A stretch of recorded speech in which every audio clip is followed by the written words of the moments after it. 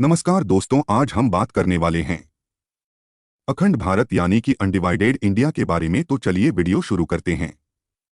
170 करोड़ की आबादी, 300 लाख करोड़ वाली जीडीपी, 84 लाख वर्ग किमी का क्षेत्रफल, क्या एक बार फिर भारत बन सकता है अखंड भारत? कबीर दास जी ने कहा था कि धीरे धीरे रे मना, धीरे सब कुछ होए, माली सींचे सौ घड़ा, ऋतु आए फल होए। इसका अर्थ है कि मन में धीरज रखने से सब कुछ होता है। अगर कोई माली किसी पेड़ को 100 घड़े के पानी से सींचे तो भी उस पर फल ऋतु आने पर ही लगेगा। नए संसद भवन के नक्शे में अखंड भारत के जिक्र ने एक बार फिर से इस परिकल्पना को जीवंत कर दिया है। हमारे देश में कई बार अखंड भारत की बात समय समय पर की जाती है, जिसमें आज के भारत के अलावा पाकिस्तान और बांग्लादेश जैसे देशों को भी जोड़कर साथ में देखा जाता है। वैसे तो सुनने के साथ ही कई लोग इसे कपोर परिकल्पना कह सिरे से खारिज कर देते हैं। लेकिन अगर हम यूरोप या अफ्रीका की तरफ जाएं तो हमें यूरोपियन यूनियन या अफ्रीकन यूनियन के रूप में दो उदाहरण मिलते हैं, जिससे सीखकर हम भारतीय उपमहाद्वीप में कुछ इस तरह की व्यवस्था बना सकते हैं। लेकिन ये व्यवस्था कैसी होगी और इसमें आज के भारत का क्या रोल होगा, इन सभी सवालों के जवाब आपको अखंड भारत के इस दूसरे भाग में बताएंगे। पहले दूसरे भाग में जहां हमने आपको मौर्य शासन के दौरान भारत को एक सूत्र में पिरोने और फिर धीरे धीरे आक्राताओं के आक्रमण के बाद ब्रिटिश शासन से गुजरते हुए भारत के खंडित होने की कहानी सुनाई, अब आइए आपको अखंड भारत के आगे के सफर पर लिए चलते हैं। भारत अखंडता और संघ की दृष्टि में राष्ट्र एक राजनीतिक सत्ता नहीं है जो एक राजनीतिक शक्ति से शासित होती है। एक सांस्कृतिक सत्ता है, इसलिए भारत के राष्ट्रगान में पंजाब, सिंध, गुजरात, मराठा है। सिंध हमारे भारत का हिस्सा नहीं है। इंडस वैली सिविलाइजेशन का ज्यादातर हिस्सा पाकिस्तान में है। ननकाना साहिब और करतारपुर साहिब दोनों पाकिस्तान में है, लेकिन भारतीय इतिहास में पढ़ाया जाता है। इसी तरह गांधार भी अफगानिस्तान में है। भारत की अखंडता का विस्तार वेस्ट इंडीज तक था। वहां के मूल निवासियों को इंडियन कहा जाता है। इंडोनेशिया का अर्थ ग्रीक में निशिया का मतलब द्वीप होता है। इसका मतलब है भारतीय द्वीप। हमारा ब्रह्मा संवत 1 अरब 97 करोड़ 40 लाख 29,124 यानी 197 बिलियन सालों की अखंडता। अब ये चेतना जग रही है तो उतना लड़ने की जरूरत नहीं पड़ेगी और ये स्वयं साकार होकर आ जाएगी। यूरोपियन यूनियन में क्या होता है? यूरोप के ज्यादातर देश यूरोपियन यूनियन का हिस्सा हैं। इससे इन्हें कई तरह के फायदे मिलते हैं। इससे यूरोप में शांति बनी रहती है। यूरोप के देश आपस में सेना नहीं भेजते हैं। इसके अलावा अगर कोई देश ईयू का हिस्सा है तो आप बिना वीजा के न केवल किसी भी देश में घूम सकते हैं बल्कि वहां पढ़ाई और काम भी कर सकते हैं।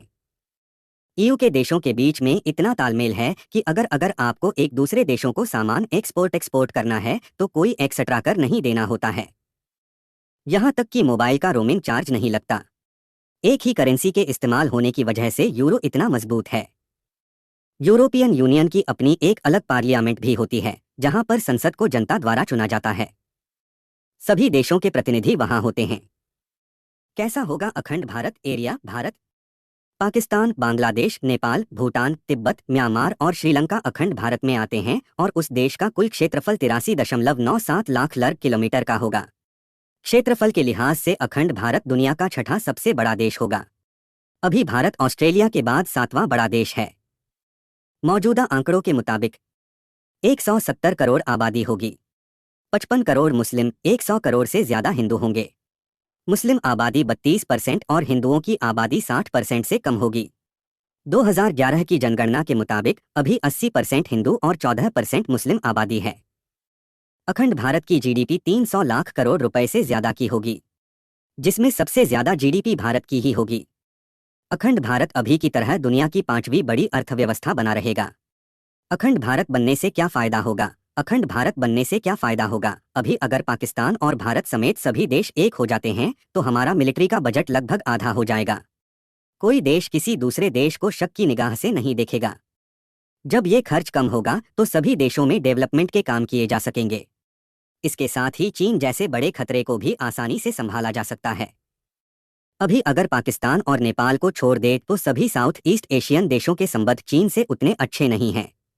साउथ चाइना सी में 7 से 8 देशों का अधिकार है। उस पर चीन ने पूरी तरह से कब्जा किया हुआ है। लेकिन ये छोटे देश हैं, इसलिए चीन के खिलाफ बड़ी कार्रवाई नहीं की जा सकती है।